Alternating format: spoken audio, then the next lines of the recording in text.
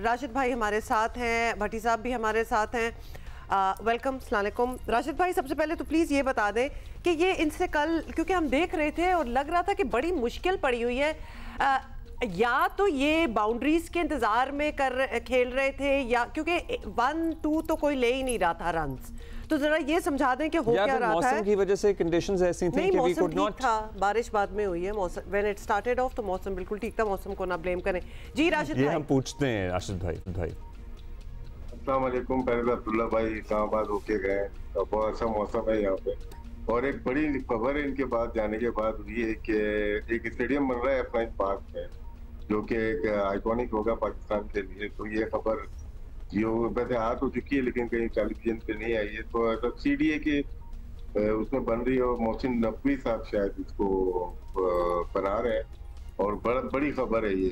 Certainly, ji, certainly. Islamabad desperately needed a cricket stadium. और F9 park में आप कह रहे हैं राशिद भाई? जी, वो लोकेशन F9 पार्क ही आ रही है, क्योंकि वो एक जगह ऐसी है जो कि मागला हिल और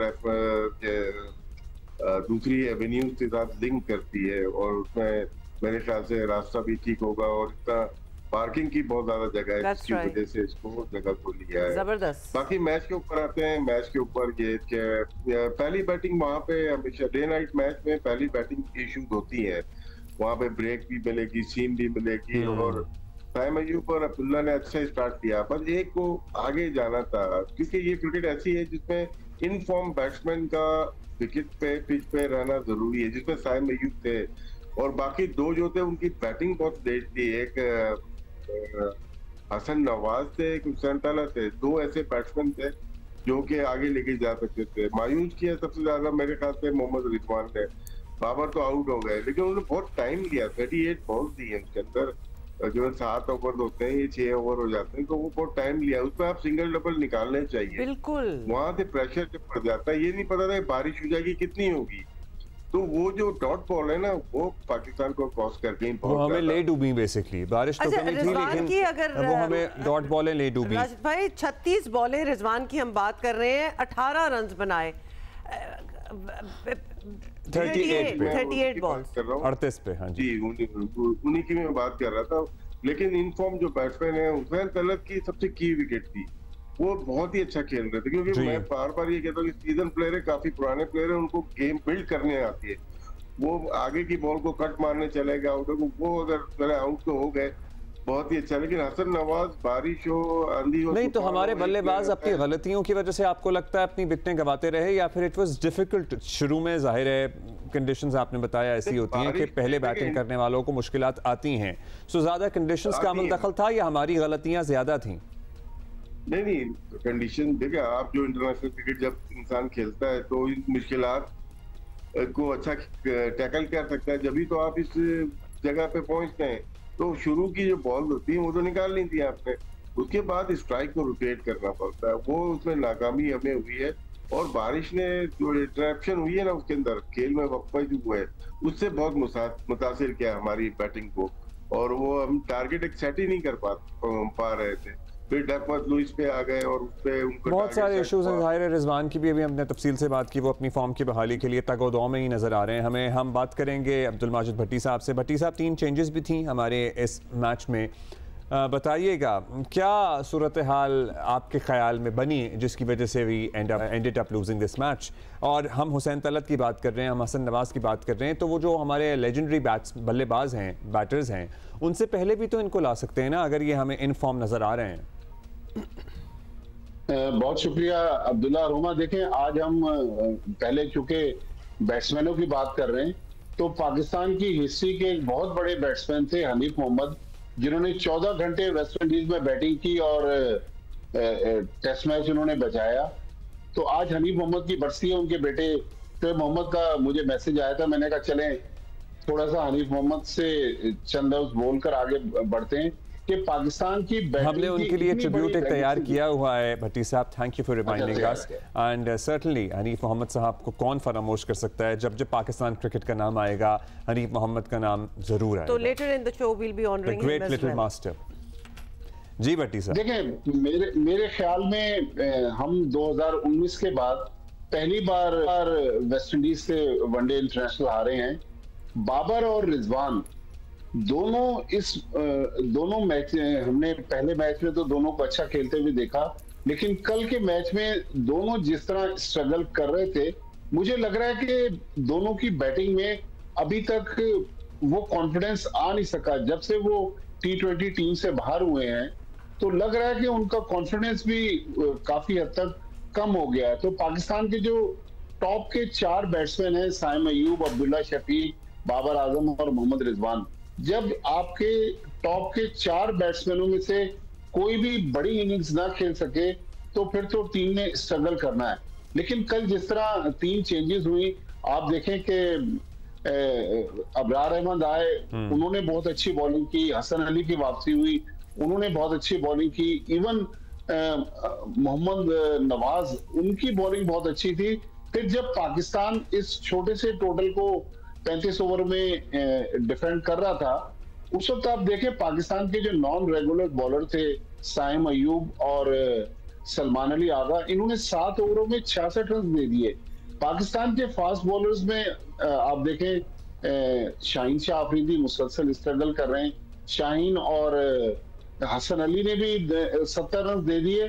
तो मेरे ख्याल में बाबर और रिजवान जब तक उनमें कॉन्फिडेंस नहीं आएगा, पाकिस्तान की बैटिंग का बेड़ा नहीं उठाएंगे, तो हमारी टीम इसी तरह स्ट्रगल करती रहेगी। मुझे लग रहा है कि जब से वो T20 टीम से बाहर हुए तो उनके दिल में कोई ऐसी खलिश सी है जिसकी वजह से बाबर आजम, देखें राशिद भाई इसमें बेहतर डिस्क्राइब करेंगे, पहले मैच में बाबर आजम जिस तरह एक फ्लाइट में बीट होकर स्टंप हो गए, कल जिस तरह वो यॉर्कर पर बोल्ड हुए, मेरे ख्याल में एक बड़े बैट्समैन आउट होते हैं, लेकिन जब आप पे बुरा वक्त आता है उस वक्त हम इस किस्म की सिचुएशन देखते हैं। बस हम ये बुरा वक्त देखे चले जा रहे हैं और हमने बीच में दुआ भी कर ली और मन्नत भी उठा ली कि ये बुरा वक्त बाबर आजम से टल जाए, क्योंकि हम सब उनके फैन तो हैं। बात ये राशिद भाई, बल्कि आप बताएं कि मतलब इतना कॉन्शियस हो जाना, बुरा वक्त भी आया हुआ है और कुछ अरसे से आया हुआ है, अगर बाबर आजम की बात हो, काफी अरसा हो चुका है। I'm not saying that one should give up on him, लेकिन बहुत चांसेस हो गए, he is not being able to recover. Next step क्या होना चाहिए? और खास तौर पे अगर प्लेइंग ऑर्डर भी देखा जाए, if he is not performing, तो बाकियों को फिर पहले भेजें। और maybe how should we help him? मतलब how the cricket board can help him, you know, gain his confidence या फिर डोमेस्टिक में वापसी हो, मतलब क्या ऑप्शंस हो सकते हैं? Because he is undoubtedly an asset. Yeah. देखें कल के मैच के ब्लेम बाबर आजम को मैं कतई नहीं दे सकता। वो 1-2 बॉल खेल के आउट होके चले गए, उसके बाद बैट्समैन थे। प्लेइंग 11 में बार बार यही कहता हूँ, उनके पार्ट टाइम बॉलर आपको मैच हरवाएंगे, जितवा नहीं सकते। कल के मैच के हारने की वजह प्लानिंग है आपकी, बाबर आजम नहीं है कहीं से भी।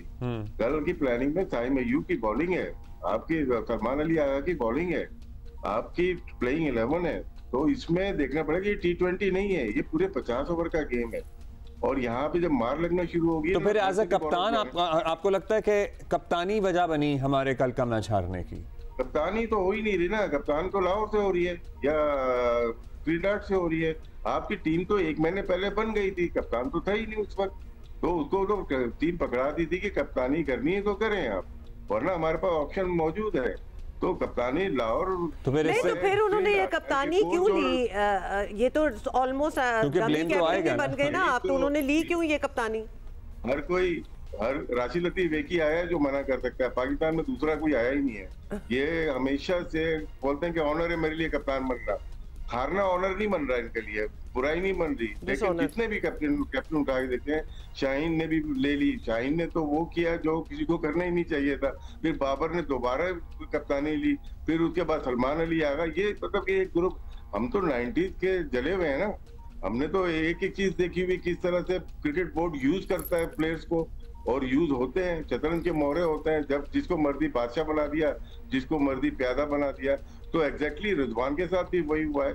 मेरा तो यही था, पहले भी यही था कि कप्तानी नहीं लेनी। टू मेनी कैप्टन्स, इस पे पहले भी हम जिक्र कर चुके हैं, जाहिर है उसका एक माहौल तो बेअसर तो होता है। Let's talk about the next, अब तीसरा मैच फैसला कौन है, सीरीज बचानी है। भट्टी साहब, क्या चेंजेस आप देख रहे हैं जो होने चाहिए ताकि हम एटलीस्ट यू नो तीसरा जीते और एटलीस्ट टूर्नामेंट अपने नाम में, या स्ट्रैटेजी में, या नंबरिंग में, या ऊपर नीचे किसी के आने में क्या होना चाहिए? देखें, एक तो बॉलिंग में शाहीन चूंकि 2 मैच खेल गए हैं, दोनों मैचों में, पहले मैच में 4 आउट किए लेकिन अच्छे खासे उन्होंने रन दे दिए। तो हारिस रऊफ बाहर बैठे हुए, मेरे ख्याल में तीसरे मैच में हारिस रऊफ को ट्राई करें। फिर सुफियान मुकीम को मेरे ख्याल में अगर अबरार और सुफियान मुकीम दोनों खेल जाएं, क्योंकि सलमान अली आगा ना बैटिंग में स्कोर कर रहे हैं ना बॉलिंग में हमें परफॉर्म करते हुए नजर आ रहे हैं। तो मेरे ख्याल में जो राशिद भाई स्पेशलाइजेशन की बात कर रहे हैं, तो सलमान अली आगा की जगह थोड़ा सा हम बड़ा दिल करें और सुफियान मुकीम को खिला दें। मेरे हिसाब से तो जो हमारे पास बाहर लड़के बैठे हुए, यही 2 चेंजेस हैं जो तीसरे वनडे इंटरनेशनल में नजर आ रही है। अब बहुत ज्यादा हम पैनिक करेंगे तो फंस जाएंगे, लेकिन राशिद भाई आज सुबह पैनिक नहीं होना चाहिए। तो what are your suggestions Rashid भाई for the last match series का? लास्ट देखिए, टॉस बहुत क्रूशियल है यहाँ पे ट्रिनिडाद में, या दिन में बैटिंग है या रात में। पहली बैटिंग आ गई दिन में तो सुबह ही सुबह मुश्किलात होती हैं। दूसरी में बैटिंग सेकंड बहुत अच्छी है। तो पाकिस्तान अगर टॉस हारता है और उसके बाद डिसीजन, वेस्ट इंडीज की टीम इतनी बुरी नहीं है जितना लग रहा था, जितना हार रही थी, बांग्लादेश से हारी, ऑस्ट्रेलिया इंग्लैंड से हारी, लेकिन हमारे खिलाफ बहुत कैलकुलेशन उनकी अच्छी है।